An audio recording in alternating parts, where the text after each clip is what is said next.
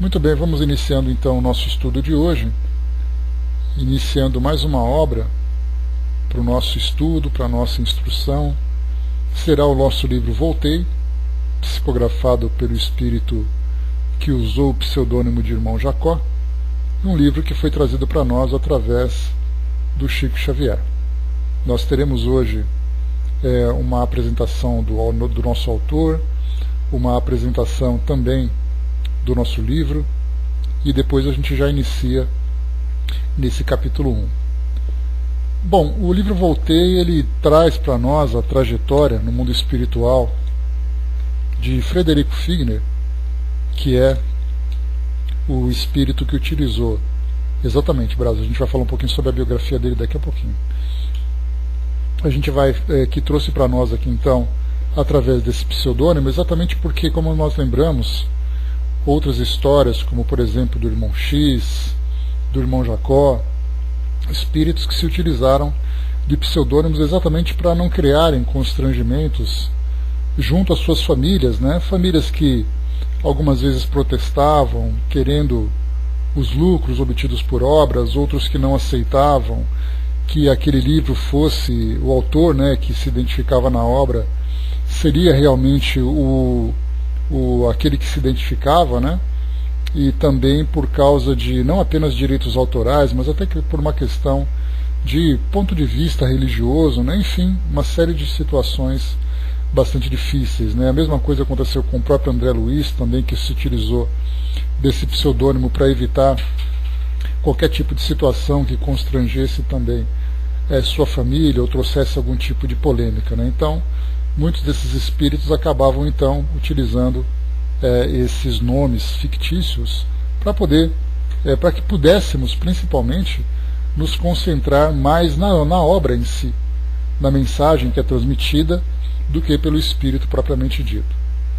Nós temos aqui então no site da FEB uma pequena biografia de Frederico Figner. Nós vamos então conhecer esse espírito, porque não adianta nós passarmos uma história, um livro, se nós não conhecermos o seu autor, a sua vida exatamente, como ela foi vivida aqui no mundo físico, para depois entendermos as consequências que o espírito viveu no plano espiritual. Eu comentei com vocês já outras vezes, nós já fizemos isso nos estudos, por exemplo, sobre o Evangelho segundo o Espiritismo, em especial naquelas sessões, ou naquela sessão, que nós encontramos ali em cada um dos capítulos das instruções dos Espíritos. Então nós temos a mensagem, depois temos ali o Espírito que assina aquela mensagem. Estando naquele livro, nós temos então mensagens evangélicas, muitas delas interpretadas à luz da doutrina espírita, outras se mostram neutras, mas nós pegávamos então a biografia de cada um dos espíritos que assinavam aquelas mensagens, para entendermos exatamente, né, qual exatamente a bagagem moral que o espírito tem para trazer para nós o ensinamento daquele. Será que ele fala da boca para fora, ou ele fala exatamente pela vivência daquilo tudo? Então nós pegamos cada uma daquelas mensagens, cada um daqueles autores, e começamos então a fazer uma pesquisa da biografia de cada um deles. E nós vimos ali a profunda compatibilidade daquilo que o espírito viveu para aquilo que ele fala. Então não é aquela história, faz o que eu mando, não faz o que eu faço. O espírito realmente falava com conhecimento de causa, né, da sua vivência, dos seus sacrifícios, de suas conquistas, enfim, né, de tudo aquilo que dizia respeito à mensagem que ele trazia para nós, né? Brás, a história de André Luiz, a gente vai falar um pouquinho sobre ela oportunamente, né, porque o próximo livro que nós vamos estudar será o livro Nosso Lar. Nós começaremos ali a série Vida no Mundo Espiritual de André Luiz. O André Luiz, ele, tanto Oswaldo Cruz, como Carlos Chagas, como um médico desconhecido, então existe uma polêmica muito grande, e os espíritos, obviamente, por terem ocultado essa informação quando da publicação dessa obra, não revelaram depois. Então tudo partiu das nossas especulações, procurando tentar exatamente identificar esse espírito a qualquer custo, e o próprio espírito não se identificou. Então, na verdade, somos nós que criamos nessa situação, querendo exatamente saber, uma curiosidade natural da nossa parte, para queremos entender um pouquinho mais sobre a vida desses mensageiros, desses intérpretes do mundo espiritual. Mas nesse caso, Frederico Figner então foi identificado e nós temos aqui um pouco da história dele. Então vamos lá. Frederico Figner, israelita de nascimento, nasceu no lar paterno, viveu no lar paterno os preconceitos de sua raça contra o carpinteiro de Nazaré. Na verdade, porém, Figner, como muitos outros judeus, não tinha religião alguma. Foi no Brasil, e quando já negociante próspero com seu estabelecimento comercial e industrial no Rio de Janeiro e uma sucursal em São Paulo, que Figner foi chamado a conhecer a verdade. Nos últimos anos do século passado, ou nos primeiros deste século, Figner travou relações de amizade com Pedro Sayão, filho do saudoso doutrinador Antônio Luiz Sayão, pai da intérprete cantora Bidu Sayão. A gente, quando ele fala aqui os últimos anos do século passado, os primeiros desse século, a gente lembra que essa mensagem ela foi escrita no século XX, né? Então falávamos ali nos finais ali de 1890, começo ali de 1910, nessas duas últimas décadas, né? Pedro Sayão, durante cerca de 2 anos, lhe frequentava a loja e palestrava sobre espiritismo e cristianismo, sem que Figner se impressionasse muito com o assunto. Porém, numa de suas visitas ao seu estabelecimento de São Paulo, Figner ouviu a dolorosa história de um empregado seu, cuja esposa se achava gravemente enferma e necessitada de melindrosa intervenção cirúrgica. Ao regressar ao Rio, Figner pediu a Pedro Sayão que obtivesse receita para a cura da enferma de São Paulo. Veio a receita e a cura da doença, sem intervenção alguma dos médicos. Foi esse fato que inclinou Figner a favor do espiritismo. Então, como eu falei para vocês, nós temos várias situações que nos atraem para a doutrina espírita. Cada um de nós tem ali a própria história, começando, né, a grande maioria dos adeptos da doutrina espírita vem exatamente da dor. Outros vêm através da curiosidade, outros são instruídos, né, desde a infância, passando ali pelos processos de evangelização. Mas a grande maioria passa por uma experiência pessoal. Não foi o caso de Figner aqui, que teve então foi o despertar por esse fenômeno especial que o atraiu. Já impressionado com a cura da doente mediante uma receita mediúnica, Figner foi procurado em sua loja por um pobre, pai de família desempregado, em penosa situação econômica. Ouviu-lhe o relato de suas aflições, deu-lhe um pouco de dinheiro e disse-lhe que voltasse 8 dias mais tarde. Ao sair, o necessitado, pela primeira vez na vida,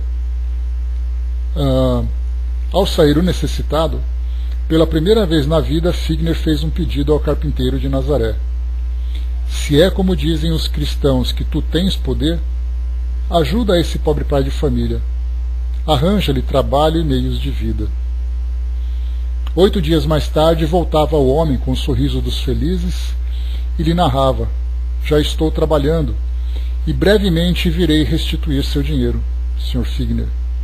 Fui procurado por uma pessoa que me convidou para um emprego inteiramente inesperado. Figner se entusiasmou e repetiu semelhantes pedidos, com resultados sempre positivos. Em vez de pedir a Jesus, passou a pedir a Maria e igualmente os resultados não se faziam esperar. Encheu-se de fé que transporta montanhas e estudou com entusiasmo o espiritismo e o cristianismo. Passou a consagrar sua vida ao serviço dos outros. Não se sabe ao certo quando se deu essa conversão, mas em 1903 já se encontram vestígios das atividades espíritas de Figner na Federação Espírita Brasileira. Por ocasião da gripe espanhola, em 1918, com 14 doentes em seu próprio lar e ele mesmo adoentado e febril, passava os dias inteiros na Federação, atendendo a doentes e necessitados que lá iam, em avalanches, buscar recursos para situações aflitivas. Sua vida normal durante longos anos consistia em ir de manhã e à tarde à federação tomar ditados de receitas de diversos médiums, chegando a tomar 150 a 200 receitas por dia e a dar passes em numerosos doentes.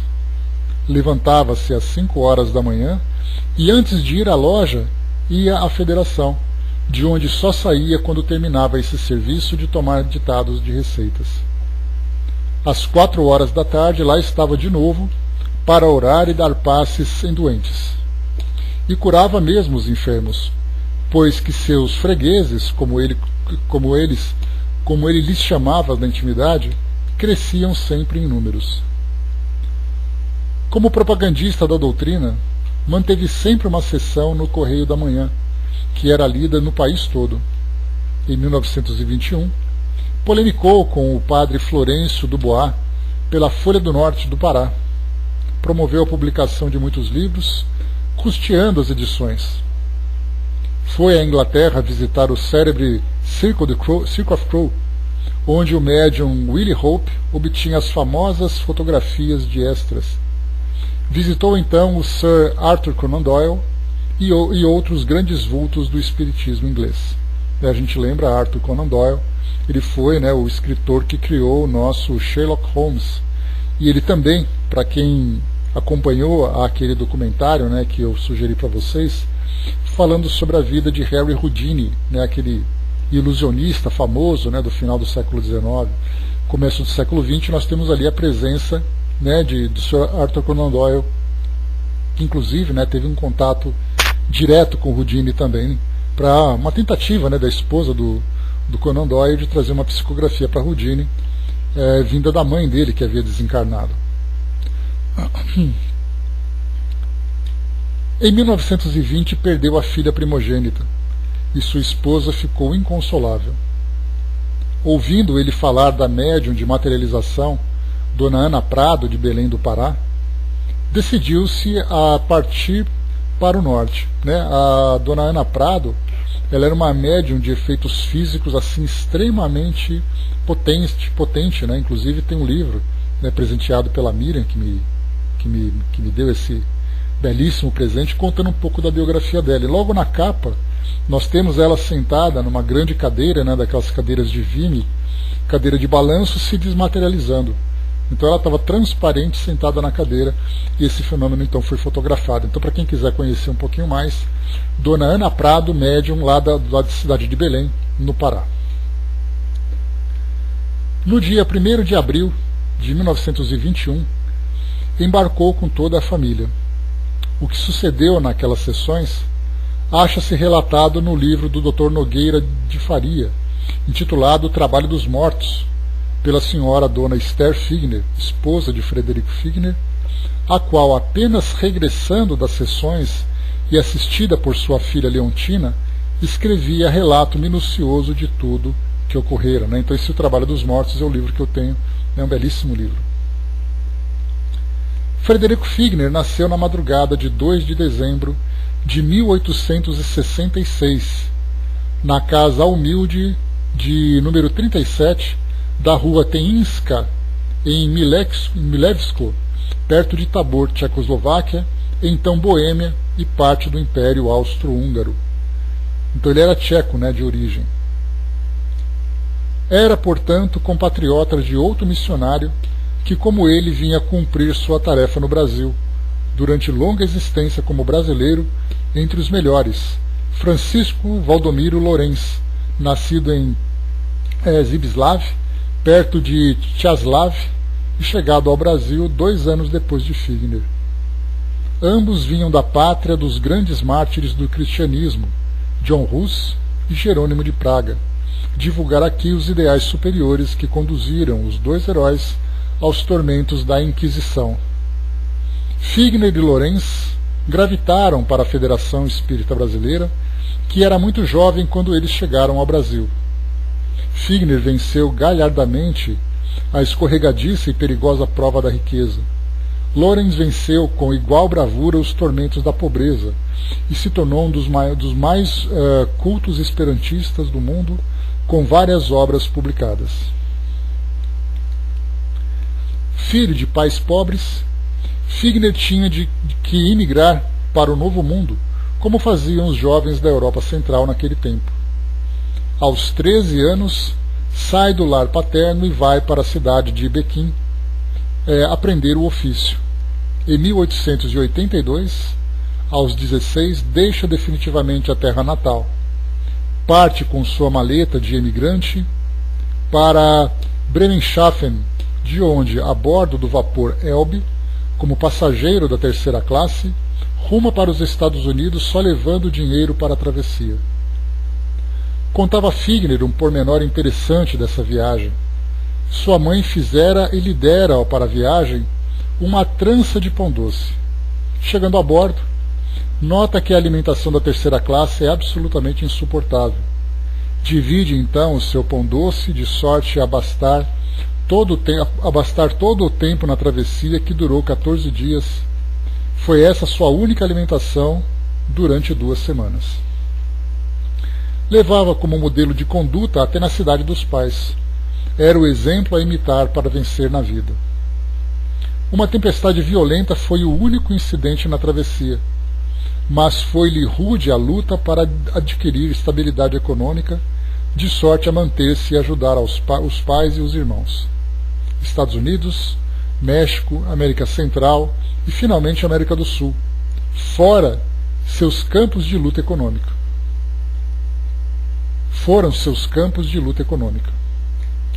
No Brasil, esse filho de Israel encontrou sua Canaã.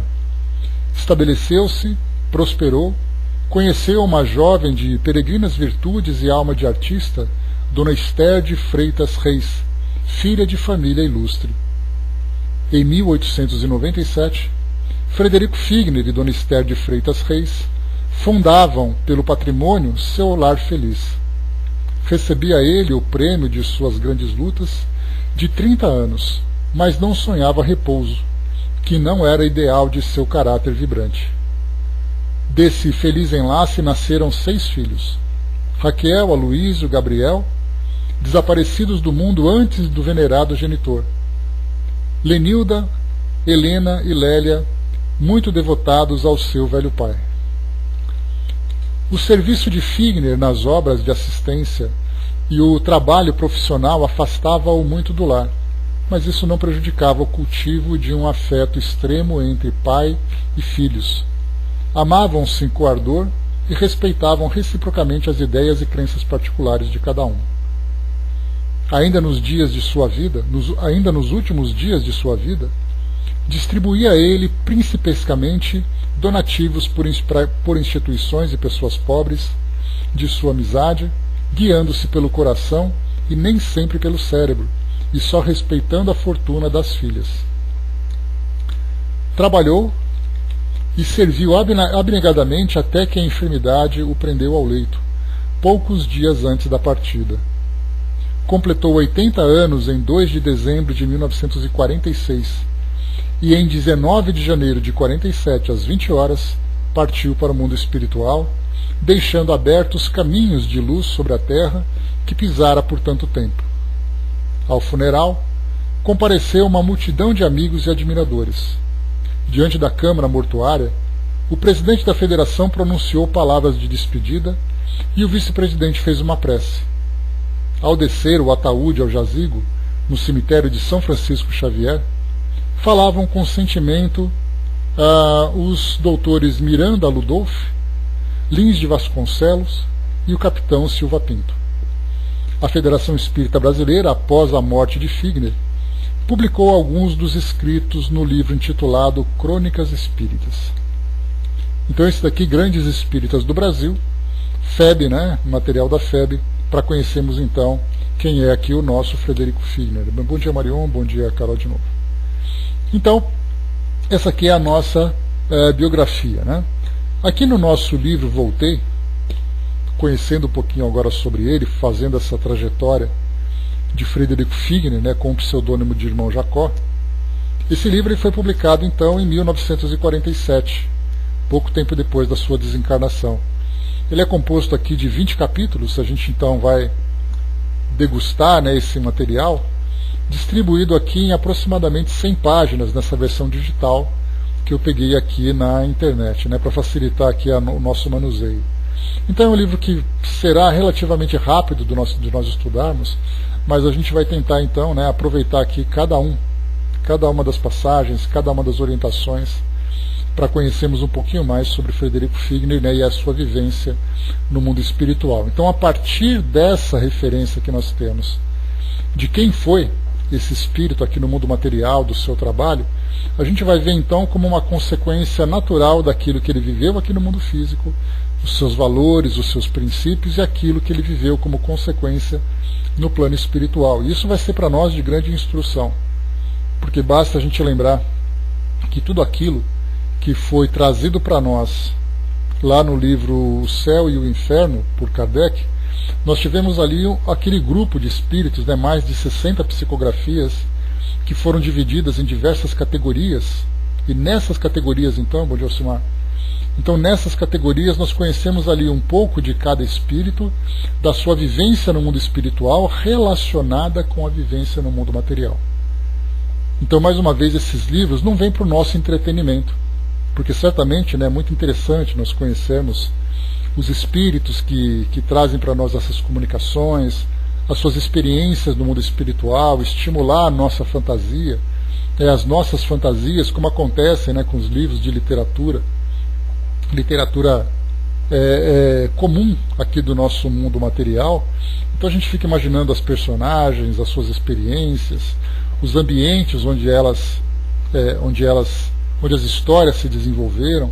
Então, quando nós pegamos um livro que é considerado espírita, pelo seu conteúdo, né, de comunicação do mundo espiritual, e também pelas instruções que são transmitidas para nós não devemos vê-los, né, como sendo livros de entretenimento, de pensarmos, né, poxa vida, que bacana, ou que triste, né, como nós vimos no livro Memórias de um Suicida, ou como veremos aqui no livro Voltaire, né, e achando interessante aquilo que os espíritos viveram, mas trazemos para nós como referências para pensarmos, né, de acordo com aquilo que nós estamos vivendo, qual será a nossa destinação no mundo espiritual.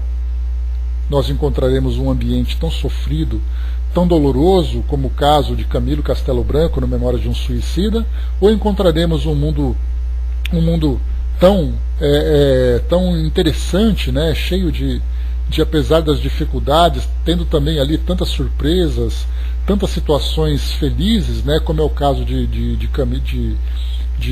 Frederico Figner. Ou encontraremos um mundo como André Luiz, que sofreu durante tanto tempo no mundo espiritual, antes de se adaptar. Então nós temos que trazer esses ensinamentos para nós, de pensarmos qual será exatamente o ambiente, não apenas fluídico, mas também um ambiente moral que nós vamos encontrar no mundo espiritual, de acordo com aquilo que nós estamos vivendo. Isso é realmente o aprendizado que nós tanto precisamos. Então, aqui nesse livro, depois desses 20 capítulos, nós temos aqui no final nótulas da editora. Vai trazer para nós aqui uma pequena identificação das personagens que vão sendo citadas no decorrer da nossa história, né? Então traz para nós assim, bem no final lá, nótulas da editora relativas a algumas das personagens citadas nesse livro. Então, Batuíra é o codinome de Antônio Gonçalves da Silva, pioneiro do espiritismo em terras de Piratininga. Desencarnou em 1909. Então nós encontraremos muitos espíritos que são contemporâneos de Frederico Figner. Então nós vamos encontrar lá do final do século XIX, começo do século XX, para nós que espíritos são apenas nomes de mensagens, de obras que foram publicadas, mas não são conhecidos nossos aqui do nosso mundo contemporâneo.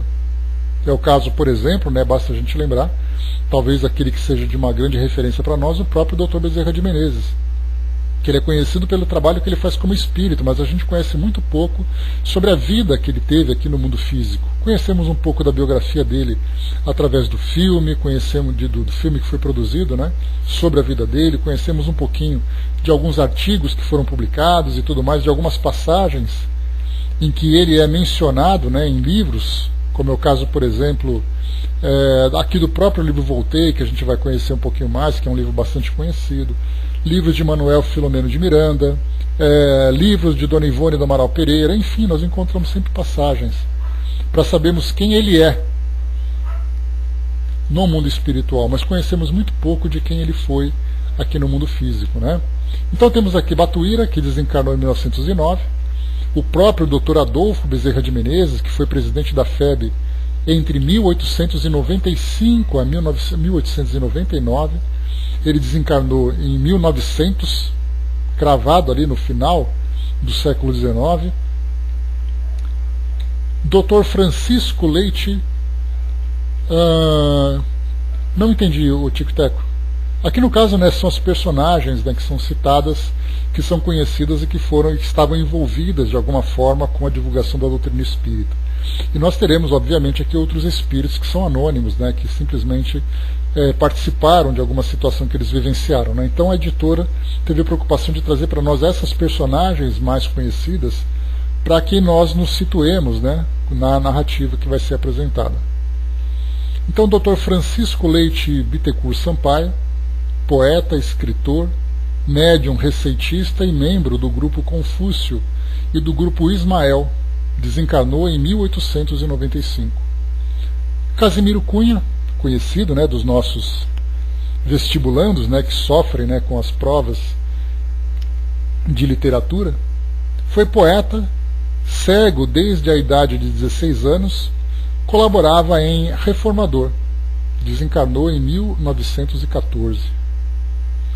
Leopoldo Cirne, presidente da FEB de 1900 a 1913, ele desencarnou em 1941. Frederico Pereira da Silva Júnior, conhecido como Frederico Júnior, médium do grupo Ismael durante 34 anos, desencarnou em 1914. Dr. Luiz Olímpio Guilom Ribeiro, presidente da FEB em 1920 e 21, e de 1930 até a época de sua desencarnação, em 1943. Né? Nós conhecemos Guilom Ribeiro pela tradução das obras básicas, né? Então uma das versões dessas traduções.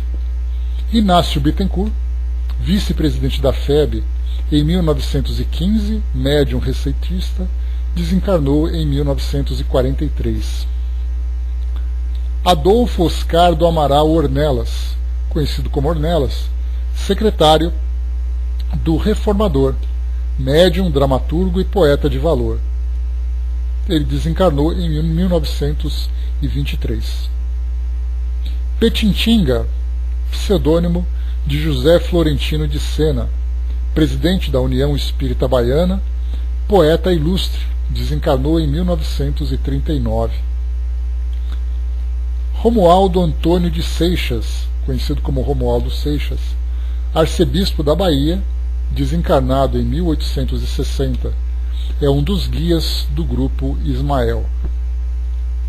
Coronel Arthur Rosenburg, presidente da FEB por muitos anos, desencarnou em 1930, né? Nesse caso aqui só uma observação, o coronel Arthur Rosenberg, assim como outros militares também, tinham ali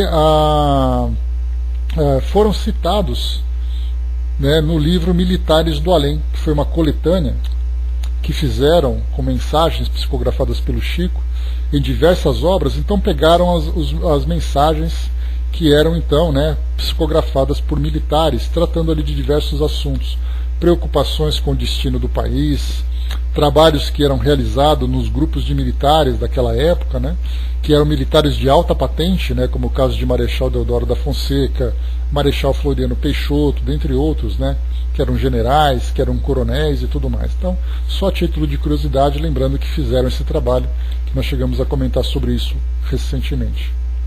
Dr. Antônio Luiz Saião, diretor do grupo Ismael, escritor e evangelizador, desencarnou em 1903.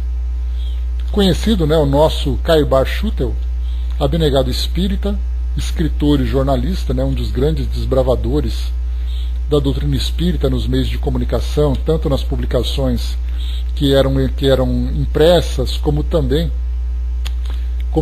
em rádio, né? Ele não gosta muito de ser chamado de desbravador, porque ele reconhece, né, o trabalho feito por tantos e tantos outros espíritas mas o trabalho dele, sem dúvida nenhuma, merece ali um grande destaque. Vantuil de Freitas, né, que também é um nome importante, né, da história da doutrina espírita. Temos também aqui Dr. Aristide Spínola, presidente da FEB em vários anos, desencarnou em 1925. José Machado Tosta, jornalista espírita, esforçado e professor de Esperanto na FEB, desencarnou em 1929. Depois Ulisses de Mendonça, médium do Grupo Ismael, desencarnou no estado de Mato Grosso. Depois temos aqui também, né, o reverendo Vale Owen, vigário de Oxford, Lancashire, Inglaterra, médium que recebeu uma série de livros semelhantes aos de André Luiz.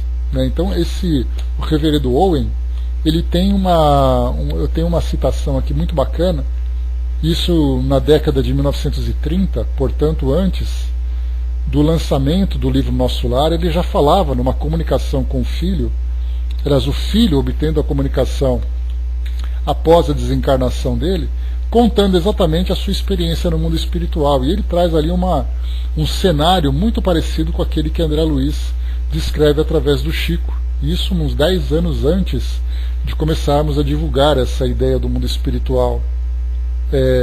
A partir dessas construções, antes de André Luiz, então ele traz uma semelhança muito grande do cenário, né, de uma residência, de um ambiente composto ali por uma natureza fluídica, enfim, né, temos bastante coisa para estudarmos a esse respeito. Então, essas nótulas da editora trouxeram para nós então aqui um pouquinho de cada uma das personagens que vão ser citadas aqui pelo Frederico Figner, né, pelo irmão Jacó. Ele começa com uma introdução, intitulada aqui A Luta Continua, que ele traz para nós aqui uma pequena apresentação antes de começar aqui a sua narrativa. Diz assim para nós: enquanto no corpo não formulamos a ideia exata do que seja a realidade além da morte, ainda mesmo quando o Espiritismo nos ajuda a pensar seriamente no assunto, em vão tentaremos calcular relativamente ao futuro, depois do sepulcro. Os quadros sublimes ou terríveis do plano externo correspondem, de alguma sorte, à nossa expectativa. Contudo, os fenômenos morais dentro de nós são sempre fortes e inesperados. Essa daqui é um parágrafo que tem uma relevância extrema para todos nós. Porque quando ele fala sobre o ambiente externo, nós temos ali vários livros que falam sobre isso. Desses livros, né, que são psicografados, aqui são contemporâneos a nós, podemos dizer assim. Então, livros de Manuel Filomeno de Miranda, André Luiz, o próprio aqui, irmão Jacó, também, que vai trazer para nós esse cenário, já que esse livro já foi lido e estudado, né, por muitas vezes por muitos de nós. Também falamos, né, sobre o que nós imaginamos encontrar. Talvez eu vá encontrar família, talvez eu vá encontrar um ambiente fluídico, uma estrutura, construções, postos de socorro, enfim, né, as vestimentas dos espíritos. Então, para nós, isso os livros trazem assim com bastante detalhes, né, muitas vezes até com informações que nós ficamos ali um pouco inseguros de acreditarmos assim de imediato. Mas o que ele chama a atenção é exatamente isso: os fenômenos morais dentro de nós são sempre fortes e inesperados. Isso porque quando nós chegamos no mundo espiritual, como tantas surpresas que os espíritos acabam vivendo, né, ao desencarnarem, é exatamente aquela ideia, né, porque, poxa vida, eu era espírita, eu estudei tanto, eu frequentei tanto, onde está tudo aquilo que eu esperava? Ou da mesma forma também, quando nós encontramos assim daqueles espíritos que não eram espíritas, mas seguiam ali tradições católicas, protestantes, né, evangélicas, né? Eles chegam no mundo espiritual, então falavam: mas eu ia para a igreja, eu fazia o meu culto, eu estudava a Bíblia, eu conheço todas as passagens, mas por que tudo aqui é tão difícil, tudo tão problemático? Exatamente porque a ideia que nós temos, né, como eu comentei no início, de pegarmos esses livros e apenas utilizarmos para satisfazer a nossa curiosidade ou para o nosso entretenimento, nós nos esquecemos daquilo que é mais importante, que é exatamente o fortalecimento das nossas virtudes. Ou pelo menos estimularem, né, a função dessas obras, né, no trabalho que nós temos que fazer de reforma interior. Isso nós não nos preocupamos muito, nós vamos vivendo as nossas vidas com maior naturalidade, como se tudo tivesse dentro do nosso programa, mas chegamos no mundo espiritual e sofremos ali os efeitos desses fenômenos morais, que, como ele coloca para nós, são fortes, são muito intensos e absolutamente inesperados, porque ninguém imagina que vai ser dessa forma. Porque cada espírito conta a sua própria história. Camilo, por exemplo, Memórias de um Suicida, ele procurou trazer para nós ali a experiência que ele vivenciou, utilizando palavras, utilizando referências, mas aquilo que ele vive intimamente acaba muitas vezes não sendo possível a descrição. Esse também, Brás, essa mesma parte dessa força da gravidade que os espíritos vivenciam, são experiências ainda assim, experiências, vamos dizer assim, físicas materiais. A parte espiritual é aquela que a parte moral é aquela que é mais intensa, que é mais dolorosa para todos nós. Ele continua dizendo para nós: mas o detalhe, Tico e Teco, é que ninguém imagina qual vai ser exatamente o tipo de colheita que cada um vai fazer, porque a gente imagina assim: não, eu sou uma pessoa boa. Não, eu frequento, eu não falo mal de ninguém, eu faço aquele trabalho quando eu posso. E a gente acha sempre que é o suficiente. E aí então na hora dessa colheita vem a grande surpresa, porque a gente não consegue dimensionar exatamente aquilo que vem como resultado das opções que nós fizemos. Pois é, quando vê, já é tarde, né? E continua. Antes da passagem, observem essa colocação dele, que foi trabalhador espírita, que foi presidente da FEB, que a gente viu na biografia que acordava cedo, fazia 150 a 200 receitas por dia para poder aliviar a dor das pessoas. A gente já começa a fazer a comparação, né? Como é que é a minha relação com os trabalhos doutrinários, com os trabalhos espíritas, que na verdade com os trabalhos dentro do ambiente da caridade. Só para a gente fazer uma pequena comparação entre aquilo que ele vivenciou e aquilo que nos espera. Antes da passagem, tudo me parecia infinitamente simples. Não passaria a morte de mera libertação do espírito e mais nada. Seguiria a nossa alma para as esferas de julgamento, de onde voltaria a reencarnar, caso não se transferisse aos mundos felizes.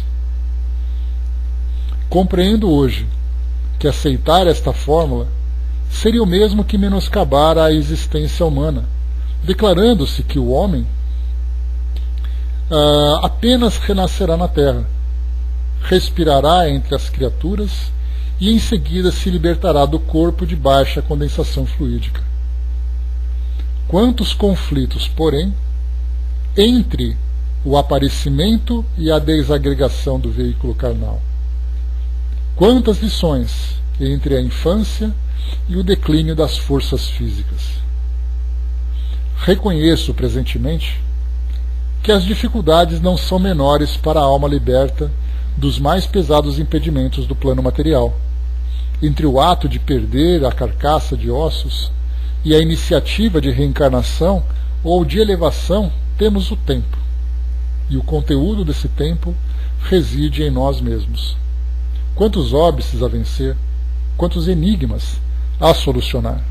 Aqui em cima ele fala, né, que vermos com tanta simplicidade assim seria menoscabar a existência humana. Então a gente acha que o processo é um processo mecânico, que você está no mundo espiritual, prepara a sua reencarnação, nasce, vive a sua vida, depois desencarna, volta para o mundo espiritual e fica vivendo esse ciclo até o momento em que você alcançar ali a condição de um espírito mais feliz. Mas e os detalhes dessa situação? Como eu falo para vocês, a gente tem a ideia de que a nossa vida aqui no mundo material começa no berço e acaba no túmulo. Mas e tudo que acontece durante os anos, durante as nossas relações, diante as nossas atividades, as escolhas que são feitas, o modo como nós nos comportamos diante das experiências, que vão surgindo para nós, né, os efeitos das experiências anteriores, as nossas crenças, os nossos preconceitos, os nossos conflitos íntimos, as dificuldades das nossas relações, as atitudes, as posturas que nós temos, tudo isso não é levado em consideração, porque nós aprendemos que nós reencarnamos, vivemos no mundo físico, desencarnamos e voltamos para o ambiente espiritual. Mas e aí? Continua para nós. Acreditei que o fim das limitações corporais trouxesse inalterável paz no coração, mas não é bem assim. No fundo, em nossas organizações religiosas, somos uma espécie de combatentes prontos a batalhar à distância de nossa moradia. E quando nos julgamos de posse da vitória final, tornamos ao círculo doméstico para enfrentar individualmente a mesma guerra dentro de casa. Vestimos a roupa de carne a fim de lutar e aprender. E se muitas vezes sorvemos o desencanto da derrota, em muitas ocasiões nos sentimos triunfadores. Somos então filhos da turba distraída, companheiros de 1000 companheiros, cooperadores de 1000 cooperadores. Chegou, no entanto, o momento em que a morte nos reduz à intimidade do lar interior. E se não houvesse de nossa parte a preocupação de construir aí dentro um santuário para as determinações divinas, quantos dias gastamos na limpeza, no reajustamento e na iluminação? Isso aqui também é importante. Se nós não nos preocuparmos em vivermos nossas vidas fazendo esse trabalho de transformação moral, chegamos no mundo espiritual e temos a surpresa do trabalho todo que deveria ter sido feito nos aguardando ali como uma pendência dentro de nossa consciência. Então, aquilo que nós vivemos no mundo físico é uma oportunidade que nós temos de transformarmos-nos, né, para essa elevação espiritual. Mas pelo fato, e a gente lembra sempre que esse tipo de mensagem, embora ele esteja dirigindo para nós que somos espíritas, já que ele fala, né, para os companheiros, tanto que o nome do título, o título do livro é Voltei, exatamente isso, né, quando ele diz assim, amigos, voltei. Porque ele havia, né, combinado com os seus contemporâneos e trabalhadores e amigos que ele voltaria para contar um pouco da sua história, de como foi. Poderia dizer para vocês que eu vou também voltar para contar minha história para vocês, mas eu não garanto nada, né? Vai ser difícil. Mas de qualquer forma, ele então trouxe a sua mensagem. E aqui então o que nós vemos é exatamente isso. Nós vivemos as nossas vidas, né? Como eu estava falando para vocês, né? Que embora esse livro seja dirigido para nós que somos espíritas e também sirva de instrução para todos aqueles que têm intenção de conhecer um pouco da doutrina espírita, nós temos aqui também essa realidade que atinge todos, absolutamente todos que estão aqui encarnados no nosso mundo e para aqueles que também estão desencarnados. Não importa se você acredita ou se você não acredita. Não importa qual é a sua crença, não importa onde você viva, não importa quais são ali as suas preferências, as suas tendências, se você acha que vai chegar no mundo espiritual, se você acredita no mundo espiritual ou não. A realidade, essa lei que rege nossas vidas, vai nos atingir a todos. E pelo fato de a grande maioria da população do nosso planeta ser completamente ignorante com essa realidade, nós podemos imaginar quanto tempo nós perdemos, como ele coloca para nós aqui, quantos dias gastamos na limpeza, no reajustamento e na iluminação.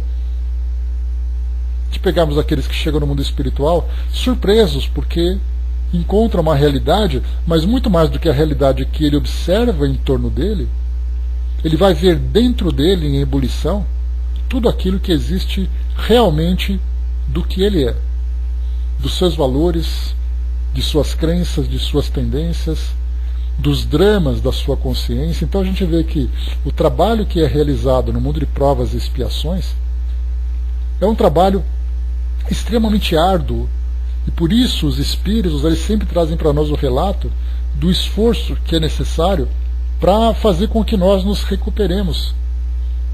Então seria assim que, como pelo fato do nosso planeta ser visto ainda, em muitas circunstâncias, como um reformatório, Nós não podemos comparar o nosso planeta, que é essa escola com alunos problemáticos, para uma escola de alunos felizes, alunos equilibrados moralmente, alunos que são dedicados no estudo, bem comportados, que conseguem alcançar com sucesso seus objetivos. Então nós aqui no mundo de provas e expiações, nós somos aqueles espíritos problemáticos, que chegamos no mundo espiritual e eles já nos esperam, porque nós levaremos os nossos problemas pelo fato de nós não compreendermos exatamente o propósito das nossas encarnações. O Flávio lembrou aqui, né, o primeiro compromisso dos espíritos é com o próprio processo evolutivo. Chico passou por tudo para seu crescimento espiritual e voltou ao plano espiritual como completista. Cumpriu sua missão para a humanidade também consigo mesmo, né? E se tornou para nós também, né, um grande exemplo.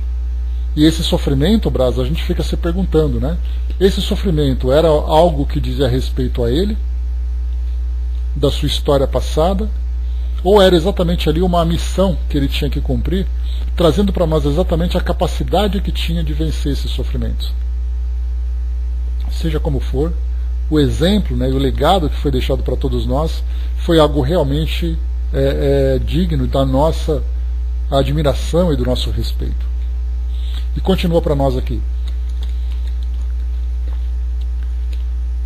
Ó, meus amigos do Espiritismo que amamos tanto, é para você, membros da grande família que tanto desejei servir, que grafei essas páginas, sem a presunção de convencer. Não se acreditem quitados com a lei, por haverem atendido a pequeninos deveres da solidariedade humana, nem se suponham habilitados ao paraíso por receberem a manifesta proteção de um amigo espiritual. Ajudem a si mesmo no desempenho das obrigações evangélicas. Espiritismo não é somente a graça recebida, é também a necessidade de nos espiritualizarmos para as esferas superiores.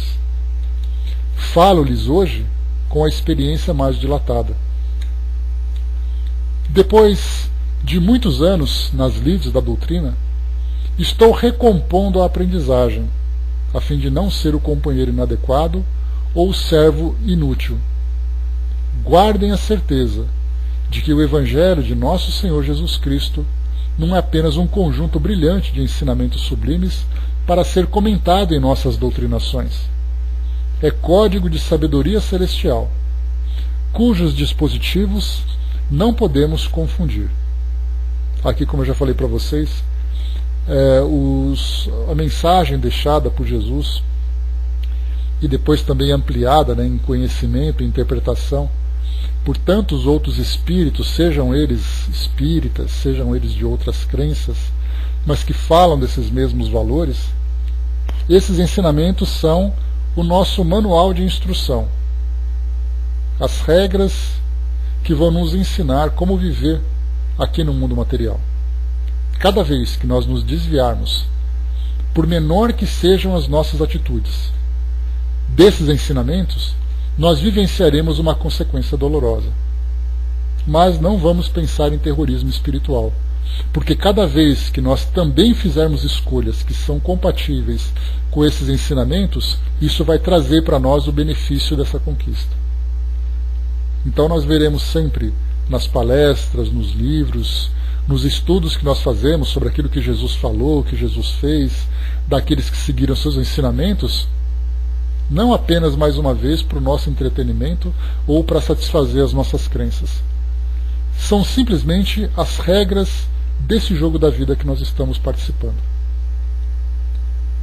Agradeço, sensibilizado, a colaboração de Emmanuel e de André Luiz nos registros humildes de meu refazimento espiritual, nessas páginas que endereço, né, aos irmãos de ideal e serviço. E pedindo a Jesus, nos fortaleça a todos no trabalho a que fomos conduzidos, de modo a entendermos, além de nós, as bênçãos que nos felicitam. Rogo também ajuda para mim mesmo, a fim de que a luz divina me esclareça e auxílio, dentro do novo caminho de trabalho e elevação, Porque se a experiência carnal amadurece e passa, a vida prossegue e a luta continua. Irmão Jacó, Pedro Leopoldo, 19 de fevereiro de 1948. Então está aqui, né? A luta continua. Exatamente essa mensagem que ele traz aqui para todos nós. Muito bem, o primeiro capítulo, nós já vamos adiantando, como eu comentei com vocês no início, né, nós temos 20 capítulos nessa versão aqui digital que nós vamos estudar, através da qual nós vamos estudar. São capítulos pequenos. Dentro de cada capítulo nós temos ali alguns subcapítulos, trazendo para nós pequenas passagens que ele vivenciou para contar a sua história. Então é um livro que nessa versão digital ela tem um pouco menos, né, saindo dessa parte do conteúdo propriamente dito, nós temos ali menos de 100 páginas. E são textos grandes, né, textos com formato, uma formatação grande. Então quer dizer que é um livro muito rápido de se estudar. Então a gente vai tentando, como eu disse no início, aproveitar ao máximo cada uma dessas passagens, cada um desses ensinamentos. Então com paciência a gente vai chegando até lá. Bom dia, Gilda. O primeiro ensinamento, o primeiro capítulo, então, de volta, diz assim para nós. Há muitas semanas aguardo a permissão de escrever-lhes, relacionando o noticiário do velho companheiro já no outro mundo. Aliás, isso não é novidade para vocês nem para mim. Quando se me esvaía a resistência orgânica, formei o projeto de endereçar-lhes um correio de amigo, logo que a morte me arrebatasse. O Espiritismo fora para mim não só simples crença religiosa. Tornara-se o clima constante em que minha alma respirava, constituía elemento integrante de meu próprio ser. Daí o entusiasmo aos serviços de doutrinação e a certeza com que esperava o contentamento de fazer-me sentir aos irmãos de ideal após a desencarnação. Essa aqui é uma pequena introdução que ele trouxe para nós nesse capítulo primeiro, né, que é aqui o De Volta. No primeiro subtítulo, né, dificuldade no intercâmbio. Mas o serviço não é tão fácil quanto parece à primeira vista. Podemos certamente visitar amigos e influenciá-los. Todavia, para isso, copiamos o esforço dos profissionais da telepatia. Emitimos o pensamento, gastando a potência mental em dose alta. E se a pessoa visitada se mostra sensível, então é possível transmitir ideias com relativa facilidade.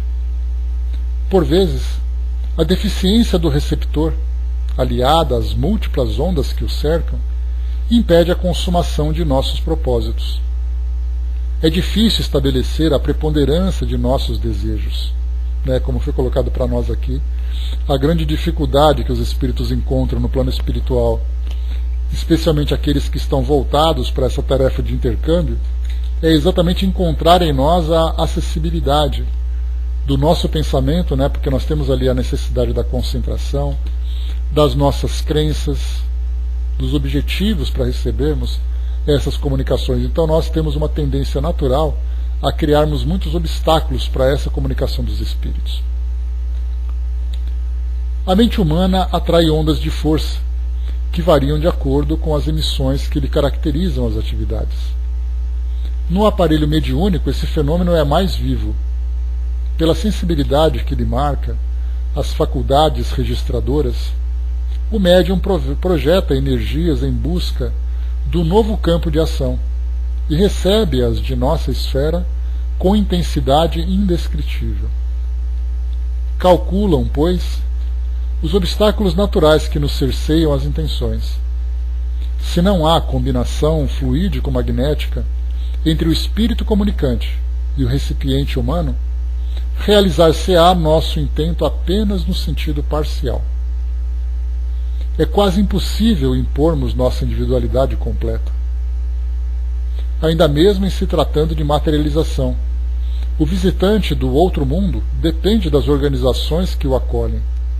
Aqui a gente lembra, ao termos estudado, né, o livro dos médiuns, Kardec falando para nós, né, sobre as conexões mentais, as conexões, a afinidade fluídico-magnética, né, dos perispíritos, dos comunicantes com os médios e tudo mais. Então aqui o que Frederico Figner está trazendo para nós é exatamente a prática dessa relação. Se não há combinação fluídico-magnética, disse ele aqui, entre o espírito comunicante e o recipiente humano, realizar-se-á nosso intento apenas em sentido parcial. E como se não bastasse nisso também, ainda tem ali os obstáculos que o médium cria, querendo colocar suas ideias, interferindo na mensagem que o espírito traz para todos nós, né? Nesse caso a gente fala de Chico Xavier. Então aqui nós temos uma situação à parte. Mas quando nós vemos ali um médium que não tem tanta experiência e tão pouco disciplina para realizar esse trabalho, aí nós vemos então que o espírito traz ali a sua mensagem, 30%, 40% é o que ele consegue. O resto que ele gostaria de fazer acaba ficando interrompido pelo fato do médium criar esses obstáculos. Isso porque nós falamos de espíritos que também estão ali, né, já preparados para esse trabalho. É quase impossível impormos nossa individualidade completa. Ainda mesmo em se tratando de materialização, o visitante do outro mundo depende das organizações que o acolhem. Se o médium relaxa a obrigação de manter equilíbrio físico, psíquico, e se os companheiros que lhe integram o grupo de trabalho vivem estonteados, sem o entendimento preciso dos deveres que lhes competem, torna-se impraticável o aproveitamento dos recursos que se nos oferecem para o bem. Venho recebendo agora preciosas lições quanto a isso, porque cheguei à leviandade de prometer a mim mesmo que prosseguiria depois do sepulcro a corresponder-me regularmente com os leitores de minhas páginas doutrinárias. Considerava a escrita e a incorporação mediúnicas ocorrências triviais do nosso aprendizado. No entanto, vim de reconhecer nesse plano em que hoje me encontro a desatenção com que assinalamos semelhantes dádivas. Esses fatos amplamente multiplicados em nossos argumentos traduzem imenso trabalho dos espíritos protetores com reduzida compreensão por parte dos que a eles assistem. Passei a observar o porquê de muitas promessas de amigos que não se realizaram. Aliás, a gente sempre diz, né, olha, quando eu desencarnar, eu volto para contar a minha história. E o espírito não aparece. Aí a gente vai pensar, primeiro, o espírito deve estar sofrendo no mundo espiritual sem possibilidade de se comunicar. Segundo, ele não quer, mudou de ideia. Terceiro, ele tenta e não consegue. Quarto, porque impediram ele de fazer isso porque ele não tem merecimento. E a gente começa então a trazer ali as diversas situações. E o que nós vemos muitas vezes é que o mesmo espírito não encontra condições. E aliás, Kardec já falava sobre isso, e a gente já pode também trazer isso para a nossa realidade, da quantidade de espíritos que desejam ansiosamente trazer uma comunicação, seja uma comunicação de instrução, seja uma comunicação pessoal, familiar, para um ente querido. Quantos médiuns nós temos à disposição? Quantas instituições têm grupos organizados para a comunicação com o mundo espiritual, em comparação com os tantos espíritos que estão ali ansiosos por esse contato? E isso sem falar daqueles, né, que de outras crenças chegam no mundo espiritual e começam a ter uma compreensão melhor dessa realidade e também desejam participar. Lembramos, né, que a nossa amiga Rosana Madjaroff, né, quando ela ia para Uberaba, lá para poder levar algumas pessoas, né, que desejavam obter comunicações de seus entes queridos, né, ora mães, pais, filhos, companheiros e tal. Chegavam então em caravanas, o médium lá que atendia, né, que era o mais conhecido depois da desencarnação do Chico, era o Celso de Almeida Afonso, também já desencarnado.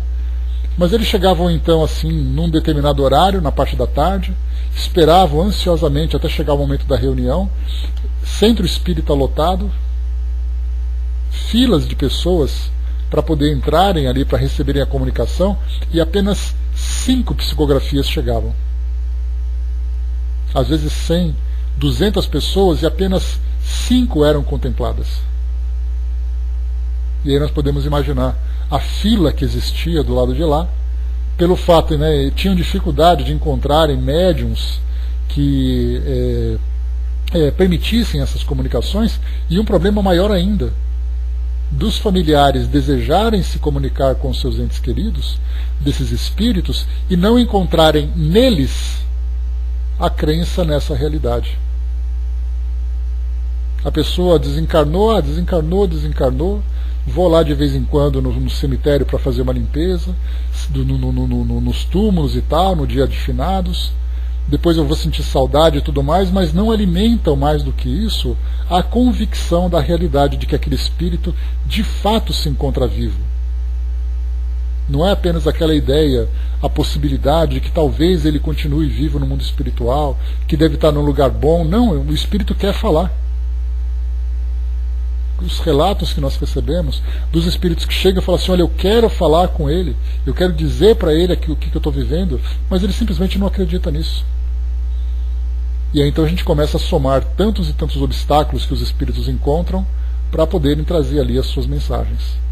E até mesmo muitas vezes eles próprios acabam também, eles desejam, mas simplesmente não merecem isso pelo fato de, como diz aqui para nós o Frederico Figner, as dificuldades que o próprio espírito vivencia no mundo espiritual, dentro daquele campo de limpeza, organização e iluminação que ele precisa encontrar.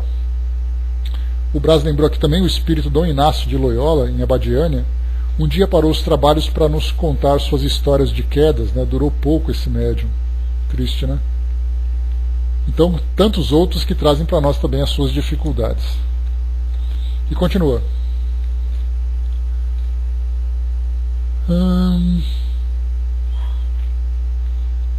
Coloquei aqui para vocês então, né, que os espíritos então querendo, né, se comunicar, então colocava para nós aqui: companheiros diversos, eu vou ler esse trecho aqui que eu não lembro onde eu parei.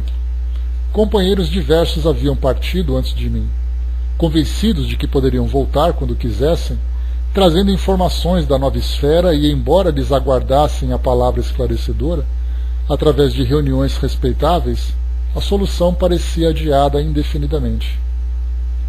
O homem encarnado é tido em nossos círculos por arrendatário das possibilidades terrestres, e de modo algum podemos absorver-lhe a autoridade e a direção da experiência física, tanto quanto não lhe será possível determinar a zona de trabalho que nos é própria. Então os espíritos não podem nos obrigar a fazer aquilo que eles gostariam, né?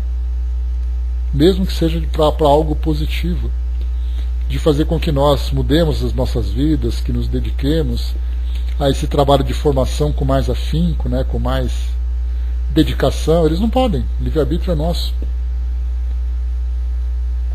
Os amigos da vida superior necessitam da cooperação elevada para se manifestarem nas obras de amor e fé, na mesma proporção em que as entidades votadas ao mal reclamam concurso de baixa espécie das criaturas perversas ou ignorantes no cenário carnal. Aqui é a mesma coisa, né? Os espíritos inferiores, para poderem manifestar ali os seus desejos, para se satisfazerem, né, com a realização dos seus objetivos, precisam de espíritos aqui, encarnados também, que vibram nesse mesmo padrão inferior. São as pessoas egoístas, são as pessoas... Não falamos de criminosos, né? Porque quando a gente fala de obsessor, para poder atingir ali seu objetivo, para perturbar o nosso mundo, a gente pensa que ele vai encontrar um traficante, que ele vai encontrar um criminoso. Não, são pessoas comuns do nosso cotidiano, que vivem em nossas casas, em nossas famílias, que têm aquele comportamento ainda bastante ignorante e que se servem, né? E que servem de instrumentos para esses espíritos fazerem aquilo que eles desejam. Então, tanto superior como inferior, todos eles então necessitam daqueles médiums ou daqueles indivíduos que correspondam às suas necessidades, né, e também vibrem, né, no mesmo padrão. Verifica-se a mesma disposição em nossa zona de serviço. vocês conseguirão isto ou aquilo em nosso ambiente, dependendo, porém, das entidades que puderem mobilizar. Ponderações necessárias. Deixa eu ver aqui o tamanho desse texto. Texto pequeno, depois a gente vai então para encerrar aqui o nosso encontro de hoje. Então, um outro subtítulo, né? Ponderações necessárias. Retornando a mim mesmo, após desvencilhar-me do corpo grosseiro, a preocupação de voltar ao reino dos amigos era o meu anseio a cada minuto. Habituara-me na existência última, fértil de trabalho intensamente vivido, a concretizar os menores desejos, em nos referindo à luta exterior. O homem prático que se mantém no corpo terrestre por mais de 50 anos acostuma-se a ser invariavelmente obedecido. Isso cria enormes prejuízos para ele, por enclausurar-se instintivamente em roda viciosa de preconceitos nocivos que se lhe cristalizam vagarosamente na organização mental. Os melindres passam a torturá-lo. A conveniência é interpretada por desrespeito, a imprudência por ingratidão. Aqui ele coloca uma situação interessante, exato, Brás. Então aqui no nosso mundo a gente começa, a partir do momento que a gente tem ali, o desenvolvimento biológico, psicológico, material, as conquistas que a gente tem no nosso mundo físico, aquela ideia, de que nós somos chefes, pais, somos ali muitas vezes controladores de situações, pelo fato de nós termos ali a autoridade da experiência de vida, chega no mundo espiritual querendo dar ordem, querendo fazer aquela banca, de que não, eu também quero fazer as coisas aqui. Aí chega alguém, dá um tapinho nas costas e fala, você quer, mas você não vai. E aí então, como ele coloca para nós, os melindres passam a torturá-lo.